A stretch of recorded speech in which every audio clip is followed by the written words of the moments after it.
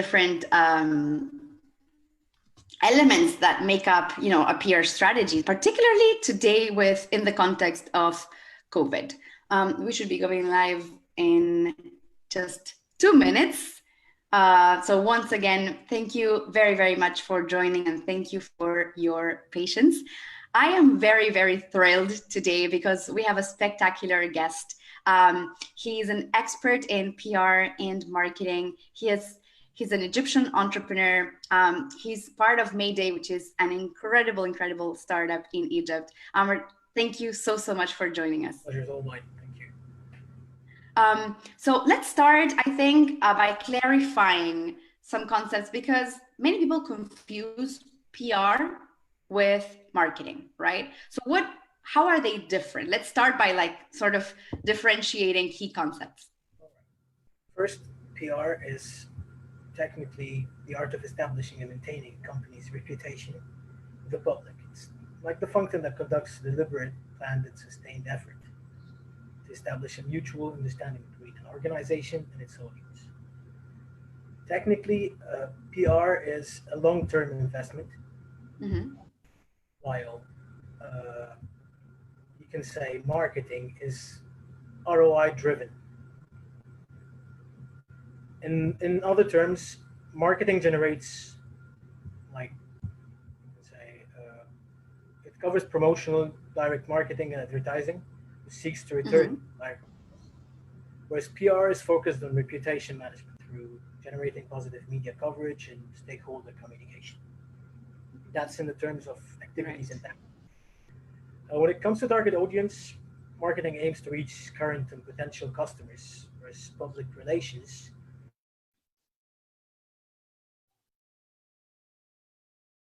I think we lost your voice. Okay. I think we lost your voice. Is the mic connected? Can you hear me now? Yes, now we can hear you. Yes. Let's say, okay. When it comes to activities and tactics, marketing is all about generally covering promotional, direct marketing, and advertising, which seeks to return direct sales. Whereas PR is focused on reputation management through generating positive media coverage and stakeholders communication. In terms of target audience, marketing aims to reach current and potential customers, whereas PR is all about maintaining positive relationship with anyone who has an interest in the organization or brand. Which gets us to two different goals. The goal of the marketing team is mainly to reach consumers and make them think, believe, or do some kind of sales-focused action. Essentially, it's about selling the product or service, whereas PR is about selling the company or brand through kindly, positively managing the communication channels between the company and its stakeholders. Overall, maintaining activities are trying to achieve direct revenue, for example, while PR is trying to drive positive reputation through an effective PR strategy. Right. This is technically the difference between both. Right. Reputation, what a key concept, and what a significant aspect of a business, right? Because reputation can sometimes easily go out of your hands. What would you say are some key strategies for startups, for entrepreneurs to kind of build that PR strategy and to build visibility and reputation? Okay, let's see. For starters, a startup begins with a clean slate. There's kind of a zero brand awareness. No one knows about you. No one knows about your service or your product or whatever you're doing. So the PR has objectives, especially like educating the public about the new product, or service, or the idea. Maybe you're raising funds to grow the business. Maybe generating trials of the product or service, acquiring new customers. All these are objectives for a PR campaign. Each of these objectives have a different approach or a different story shared. For example, if you are fundraising, you will be approaching journalists who are working in portals that are read by venture capitalists or angel investors. But for example, if you are a startup who's trying to create a buzz or create a mass brand awareness about your product, the type of journalist will be totally different. You will be going for bloggers, lifestyle journalists, maybe influencers. The approach is totally different. Right. That's One of our listeners, Amr, is asking if you can raise your voice a little bit because we can hear you very low. okay. Can you hear me now? Better, everyone. Yes, yes. I don't know the sound. There's something Technical issue was me trying to use the Bluetooth earbuds. right. It Oh, didn't right, work, so that was the delay. So I'm using the laptop. right. Sorry for that. Okay, Okay, no next. problem. Okay, so you were saying contacting and figuring out and finding out basically what kind of blogs or media outlets are out there, right? And sort of kind of targeting them. Which is uh, fitting to your objective. What do you need from a campaign? Do you need to fundraise? Do you need to draw the attention of angel investors and venture capitalists? Or you just want ROI and want people to know about you and people to buy your product? Each approach and each objective has a different type of approach and a Right. different type of journalists you're going to approach, a different type of media outlets you're going to approach. Right. Ahmad is also saying, raise your voice a little bit. Come on, come on. What am I supposed to do now? All right. Can you either I go closer or I'll raise my voice. I'll raise my voice. All right. All right. Mona is asking, what is the start of PR for startups? Which has, I think, a lot to do with what you were saying, right? These three strategies that we want to identify. From a personal point of view and from experience in my own startup, try enrolling in startup competitions. That's the easiest, most low cost or zero cost PR strategy. Like we Right. started with Rise Up. Our first competition was Rise Up. It created a lot of traction in media outlets. We just went to the competition, took the second place, and from there, traction started coming up. The next year, they gave us a booth, a free booth in the Hypo area called the High Potential Startups. So that Right. dragged a lot of uh, media without just approaching them. They approached us. So I think that's the easiest and most low cost strategy for startups. Maybe go for product roadshows. Mm-hmm. You can go to companies, targeted companies that are in the same sector, show them your product, let them try it. Those employees or management team are actually people who are going to use your product. So that uh, strategy is low cost and it's efficient. Maybe reach out to social media influencers. That's Mm-hmm. an easy way to give them a product, a tester of your product. They can try it and write a review on it. That's a good way. Um, um, like be live on social media. Just be present. Right. That's mainly what startups, from my point of view, should do in the start. Since in the beginning you're low on cash and you need to do publicity. Right. Now, I'm going to ask you a question from the side of a journalist, right? I used to receive and still now receive, now with Startups Without Borders, we receive a lot of pitches from people that want to publish articles on our website, right? But I can clearly see, as any journalist can clearly see, when this is a message that you write down and you copy paste it and send it to several media platforms. It's very impersonal. It shows that you don't know, you have no idea what website you're talking about. Sometimes I get messages saying, I see that you're writing about blockchain. I mean, one of the topics we do is blockchain, but we are not specialized in blockchain, right? So how can you really approach media, but in an effective way? Because naturally, we don't respond to these messages. Do exactly what those people didn't do. Study your journalist. Study the person you're going to address. Study them. Do your research. Know what they're doing. Know what they're writing about. Right. And from there, you can draw their interest.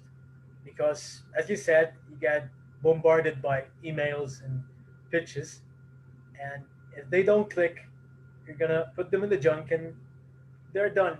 No one is going to listen to them or give them attention. But when you study your journalists, when you study them, know what they're writing about, what their interests are, you'll get the click. They'll get interested. They'll start getting interested, and they'll try to approach you, and they'll know that you're professional and know the Right, right. What are key aspects that you can highlight about your startup when approaching a journalist? All right. For our point of view, for Mayday, for example, we're working in automotive services. Started off in roadside assistance, then it's expanded to other services such as car wash, insurance, car insurance services, etc. So when I'm approaching a journalist, I would go for a journalist in the automotive industry, for example. That's if I'm trying to reach, let's see, I said in the beginning that depending on your objective, you're going to approach a journalist. I'm trying to reach users, I'm going to go for an automotive journalist. Automotive, insurance, journalism, all those will be effective to me. If I'm trying to reach, if I'm fundraising, for example, going for a series, I'll go for journalists in the startup industry, in the startup ecosystem. Example, like let's say any journal read by venture capitalists or angel investors would do. So those are the ones that I'm going to be approaching if I'm fundraising, for example. So no, and another way, in other words, know your user, do a persona, user persona, know the journey, know what they read, study them well. That will help you more in knowing what kind of outlets, what kind of media portals they read, so you can approach and choose your perfect fit journal. Right. Ahmed Abdelaziz is asking, what about Facebook campaigns? Reach and brand awareness, to be precise. Have you tried any of these? Have you experienced any? What's your evaluation of such Facebook PR approaches? Okay, look, the way the content you're writing is what's going to make it effective or not. It's not the tool. Facebook is a tool. The way you use the tool is how it's going to be effective. So if you have a good content, if you're good at storytelling your product, Facebook is going to be effective. But if you're not doing that right, if you're not good at storytelling, if you're not having good content, not catchy content, Facebook is not going to be any effective for you. So, and it's not low cost, to be honest. So I wouldn't start with Facebook. It's useful for brand awareness, but you have to pay for at least Facebook boosting should be done. Because if you don't do boosting, it's as if you're driving a car without a steering wheel. Boosting is like a steering wheel, directs you to the target audience you need. If you don't use that, sorry, it's not going to be effective. Right. He's asking again, he's saying, what's the difference between marketing and PR in terms of targeting? We lost your voice at that point, sorry, he's saying. So again, what's the difference between marketing and PR when it comes to target? Okay. In marketing aims to reach current and potential customers, whereas public relations is all about maintaining positive relationship with anyone who has an interest in the organization or brand. This covers a broader audience across customers, media to employees and shareholders. That's PR. Marketing is all about selling to the right people at the right time. Right. Very, very clear, very to the point. I want to hear some stories. By the way, to all of our audience, we have an audience on Facebook. We have an audience at the webinar. Send us your questions so Amr can respond to them. We still have some 20 more minutes. Amr, I wanted to ask you some success stories that you have seen during COVID that have, excelled at PR, whether in Egypt or the region. Let's see. Let's talk about the region. I would go.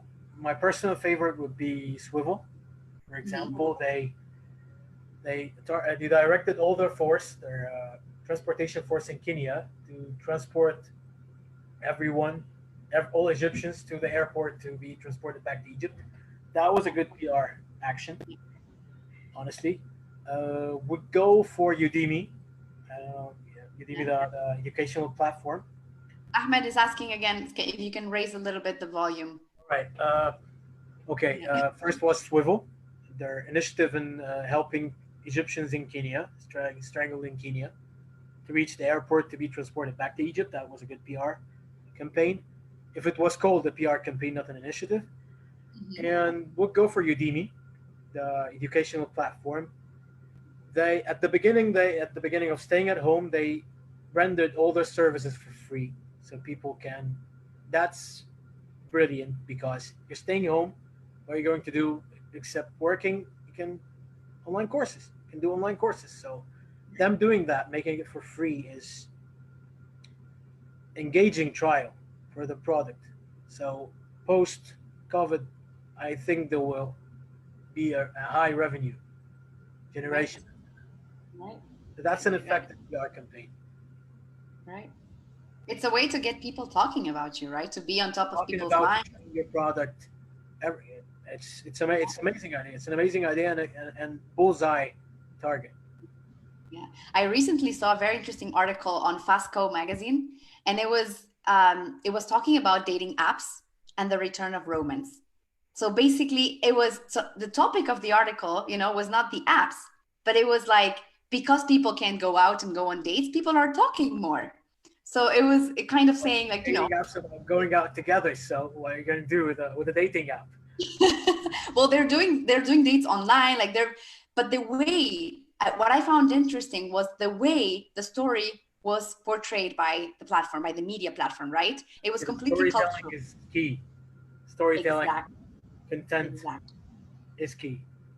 exactly, exactly. Whatever platform you're using. Okay, go. Yeah. Yeah. So we have two more questions. Ahmed Mohsen is asking, how can I craft a story that attracts journalists and writers? Ahmed Youssef is asking again the difference between PR and marketing. Um, okay, this keeps being a recurring. Repeating is good. Okay, let's start with the new question: how to craft a story for the journalist. Okay, you have to master the three P's. That's let's go for the three P's. They are product, purpose, and passion. The product Product, purpose, and and passion. passion. And passion. Amazing. Uh, Product is defining exactly what your product or service is and what it does, where its niche offering currently fits into the existing industry. In order to truly define your product, you need to know how it's different. So your competitive analysis at a very early stage, if you haven't already. So from my point of view, you have to start before even starting a startup. You have to do a competitive analysis to know who's there, who's not, who's doing what. How are you going to be better than them? Okay, so that's the product. The purpose is identify your company's reason for being. What problem does your product or service solve? Right. And for whom you exist because of your target customers. So you need to have a detailed understanding of who they are and the persona and your customer segment. That's the second P. The third P is passion. I would say use an enthusiastic and authentic tone that captures the passion and vision and culture of your startup. You have to be close to the culture. In architecture, it's called zeitgeist. You have to be close to the culture that you're building for. In journalism and storytelling, you have to be close to the people you're talking to. So Right. you cannot be far from the Egyptian culture when you're talking to the Egyptian people. But Mhm. you'll feel alienated. No one will listen. Yeah. You want to be present. Your story, a company is human, and your company is like a human, a reliable human. So you should present it as a reliable human. You use real characters and events to shape your story. Honesty and vulnerability goes a long way in that. Some people think that they should feel tough, strong. Doesn't work that way. In this case, be vulnerable. It goes a long way with your host. What a beautiful concept. What a beautiful idea. Being vulnerable gets you, you know. Gets you more reputation. Passion gets you closer to people, so people gets to listen to you. They feel closer to you. Exactly. Right. And Amy. question, Sorry. the second one was, hope that answered Ahmed's the first one's question. What was Yeah. the second question? Another explanation of the difference between marketing and PR. Okay, let's put it in other words since I said it a lot of ways in the same way. Uh, let's say, let's call marketing as a relatively short-term activity. PR reaps the benefits over a longer period of time, while marketing seeks to drive instant, tangible sales success. Let's say the benefits of PR program can be viewed as a long-term investment that the company would recognize for future achievement, but marketing is tested by ROI, direct sales. I did a marketing campaign, I'm waiting for X number of sales. That's the difference between marketing and PR. Right. Waiting for the third question, for the next question over the difference between marketing and PR again. We're going to do a replay. We just rewind and replay. Yeah, let's do that. Henny is asking, at which stage should I approach journalists? Should I approach them at my launch, or should I wait until my startup matures a little bit? Okay, I would say that that's a good question, really. I would say that would be good depending on on your product. If you haven't launched yet, I don't think it would be a good idea to approach journalists since you have nothing to offer. They're going to write an article about you. People are going to go look for you. They wouldn't find you. So what's the point? Right. At least the earliest stage would be if you have an MVP. That would be good. At least people will see something, see a service or a product. The maturer you are, the better you are at this point to approach journalists because you're at your peak or at the high maturity level of your service or product. So I would say wait till you're mature enough, tested much, known your target audience, studied them, had at least some reviews on your product, and then approach journalists. Take your time. Don't rush it, I would say. Right. Ahmed Abulanin, he's saying, from your point of view, how can you validate a PR plan for a clothes shop using an e-commerce platform? How can I validate a PR campaign? Okay, is he asking about in these times about COVID or in general? I think it's in general, but I mean, it's during COVID, it's very relevant as well. During COVID, I would say work on e-commerce is booming during COVID, so you have it on a gold plate. So you should work on your delivery service. You should work on your product.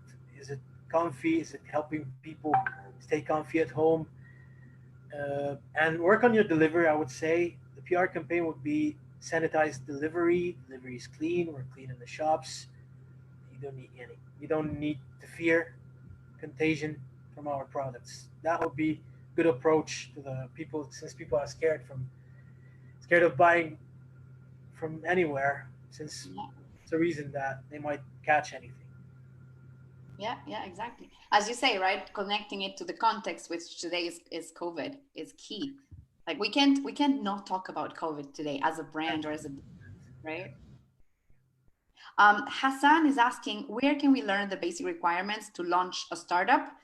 Any books to recommend about startups? Any books to recommend? I have to answer that later because it's a list. Sure, yeah. But let's say join an incubator. That's the key word. For me, it's one of the best experiences we've had. For Mayday, we joined two incubators. We joined Mint by EG Bank. Mm-hmm. Afterwards, we joined Falak Startups. So they helped a lot in teaching us a lot about starting a startup, about pivoting, about managing the business, in addition to our experiences.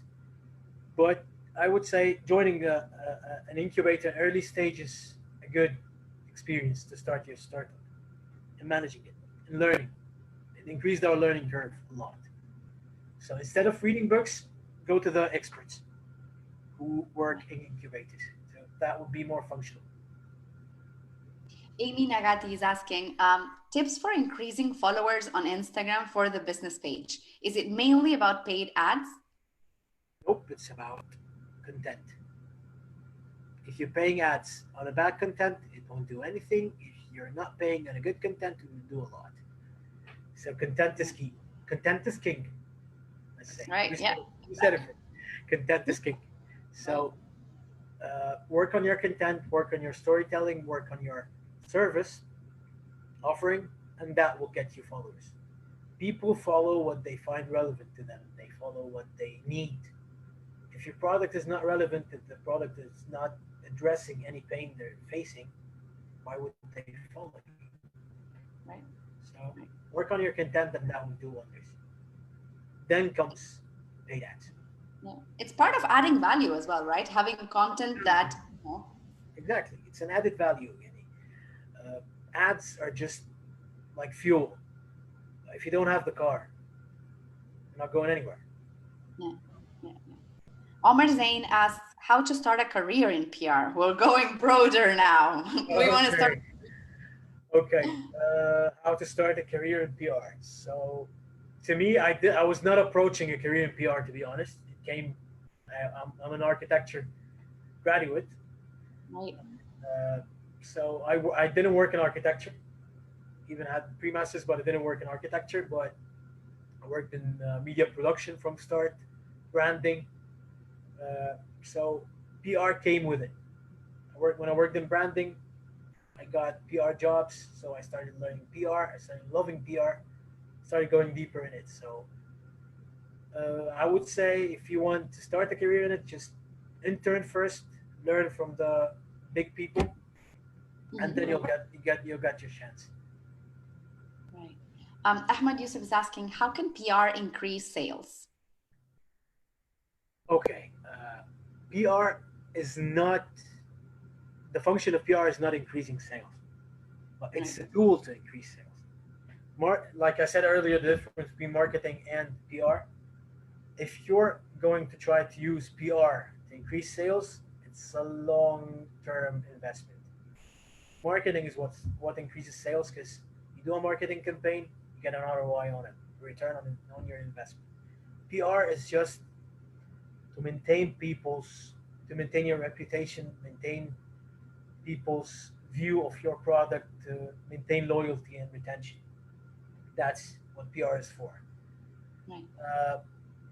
It won't increase your sales except if you're going into a partnership with a high esteemed company, for example, well established company. From the tools of PR is going into business partnerships. So that's PR that's going to increase your sales because it will increase your trust. For people trust you more. People will start to view your product as more credible since X company, which is reputable, is dealing with you. That's the only way PR can increase sales. Otherwise, don't use the tool for sales. Market. Right. Ali is asking, do you recommend the marketing team to be responsible or an external agency to do PR? A lot of people will hate me for this answer, but I would rather have an in-house team Right.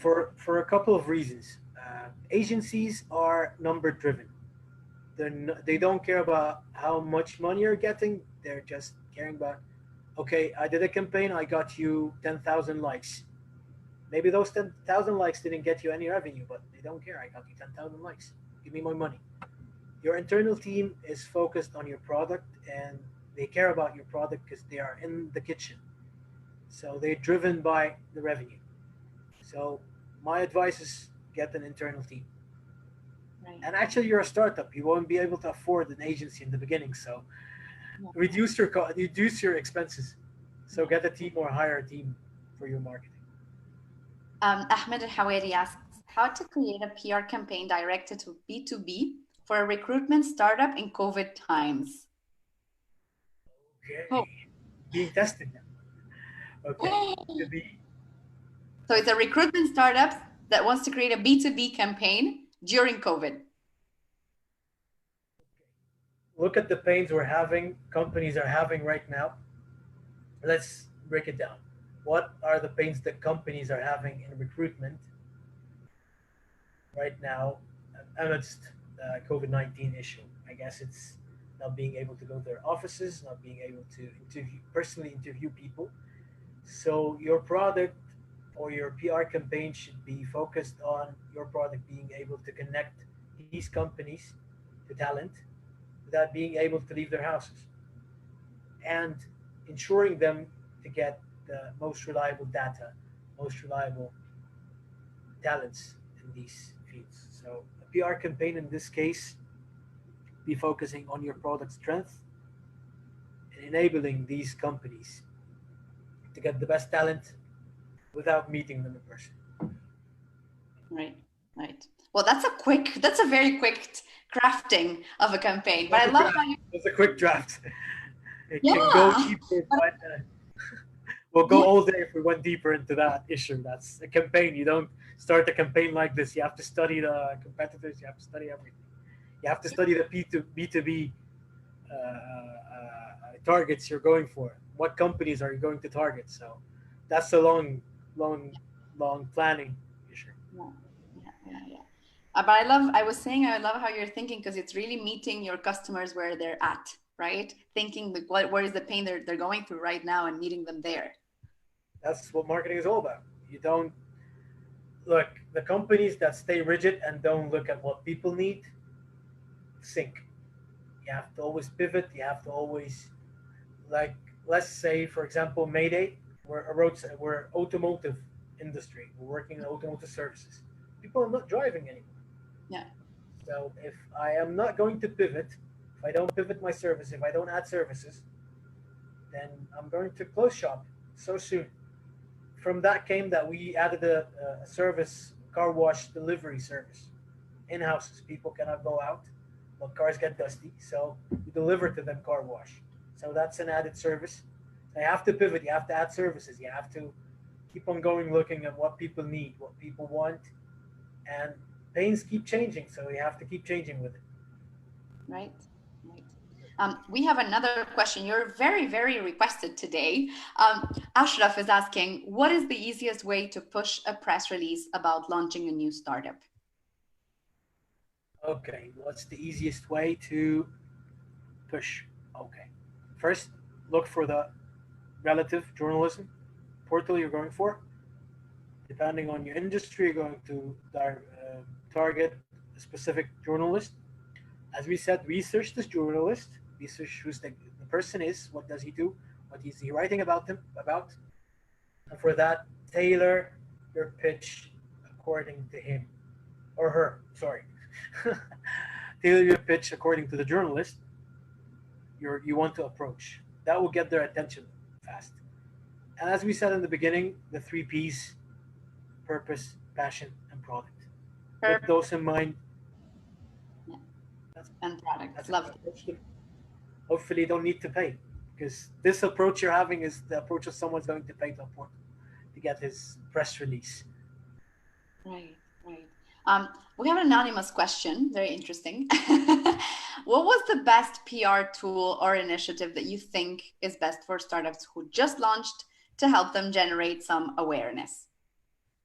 All right, best tool. Let's go. I would go for Roadshows. roadshows, and enrolling in competitions. So how do you do a roadshow? What does a roadshow for people that may not be familiar with the concept? How do what is involved and how do you actually implement that? Okay, I'm going to use my Mayday as an example. Yeah. Example, we for a roadshow we went to one of our current partners. Went for them, did a car wash in their premises to the employees. They loved the service. Started talking about it. 2 months later, they called us and we want the service for our users, for our partners. So it became revenue generating. That's what you do. Right. That's the roadshow. You give people a taste of your product. They start liking it. So those employees are actually users. So they're going to call you back. They like Right. it. Do you, That's on a roadshow. right. Do you promote it widely or do you target it specifically through sort of more private communications where you contact, those relevant stakeholders, or do you just promote it out in the open? We're doing a roadshow with a timeline. Both. Like general emails are being sent to general mass, but whoever has connections, we start calling people directly. I'm going to them. Okay, I have a X product. I want to try on your premises. What do you think? Okay, I'll. You start going for your connections. You start using your connections. Right, interesting point. What are online tools that you think entrepreneurs can use today? I mean, we have so many different startups actually that we're utilizing for email marketing and for different. Are there really some actually useful tools for PR? What's for my point of view is what's for free is not useful. So most of the free apps or platforms are for free. They're Right. not useful. They're not going to give you the function you need. But my personal favorite is a startup that was in Falak with us. It's called Trendster. I don't know if you heard about them or not. Yeah, yeah. They're a platform that's connecting influencers to brands. We're using them in the influencer marketing. They're Right. really good. That's one of the tools I would use. Mailchimp, of course, that's the all-time favorite of everyone for Yeah, newsletters. yeah. That would be it. That would be all I need to use. In addition to Pixel Code, Facebook Pixel Code, Hmm. that's for analysis, and Hmm. Facebook analysis. That's all I need to use here. Right. Right. Do you think, and this is my last questions, if the guests have any more questions, send them now. So do you think influencer marketing is going to fade out, or are we still sort of experiencing this kind of explosion and boom of influencers? Okay, let me get the question right again. Can you say it another way? So do you think influencer marketing will stay in the near future beyond COVID? Do you think this will be the trend that will continue? I think it's the only marketing tool that's going to stay after COVID. I think Oh, that wow. what do you because it's cost efficient, it's Mhm. reliable. Some people don't like I was one of the people who did not believe in influencer marketing, to be honest, and I got my mind changed. I didn't believe in it. Me too. I thought it's useless. I can pay that for a billboard and get the same, but no. Yeah. The But idea is that, right, people today trust people more than brands, right? They need sort of the personal story, the personal. exactly that's why I'm saying they're going to last because people Yeah. relate to people like them. But sometimes influencers start to get to not be like people. They start to be a bit plastic. So people get no, they're not like me. I'm not going to use this product.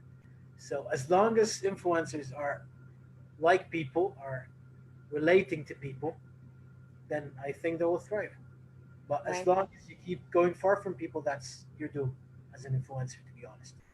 Yeah, yeah, yeah, yeah. Abul Futuh is saying, I am personally surprised they lasted this long, but they must be doing something right to have survived all these storms. Exactly. Right, Exactly. Good point. Good right, point. right. Last one. Is there a low cost way to do sort of some sort of influencer campaigns? The the initial way the influencer marketing started. Send them your product, they can try it for free, and they write the review or a shout out. That's the simplest, easiest, cheapest way. Most Right, of them not. Earlier it used to work that way, but now it's about I'll take your product and I'll take your money and I'll. Some are like this, so look for friendly influencers, or if you have influencer friends, connections, do that. right, right. That's And the people easiest. who don't have a question. Sorry? That's the most efficient and cost efficient way approaching influences. Right. Omar Sharif is asking, can you please ask Amr what's his advice for generating buzz and boosting your presence for data science and AI trend analysis services in Egypt? If it's a field that's misunderstood or undervalued. I have a client who has launched with great start, but wants to boost their visibility and find lucrative partnerships, keeping in mind target audience is outside of Egypt. That was a tough one. Right, right. I need that written down because I cannot remember all of it. I know. So he's asking how to generate buzz, right? And boost the presence of a startup that does data science and AI trend analysis. Okay. It's a startup that is misunderstood, undervalued, and that has target audience outside Egypt. Okay. First, you have to change that misunderstanding and make people understand your product. That's what we call about product purpose and passion. You have to work on your product storytelling. You have to tell people exactly what your product does, clear all these misunderstandings and tell them what your product does. Then go for the purpose. What does your product? What's the benefits of your product? What does your product do? The pain it's clearing out, and then go for the passion. You're a human being. Don't act like a robot because the question seems like you're a robot. I'm sorry. It makes it seem like you're a robot. So be enthusiastic, be authentic, and just be a human. People understand you. And I guess your business is more like B2B and B2B directed. So it should go easier if people understand. If people understand it, business owners will. Right. Right. So we had one pending question from Hassan. The books. Which books, let's say 3 books that you would recommend on startups? Okay, I have a list here. Let me check it.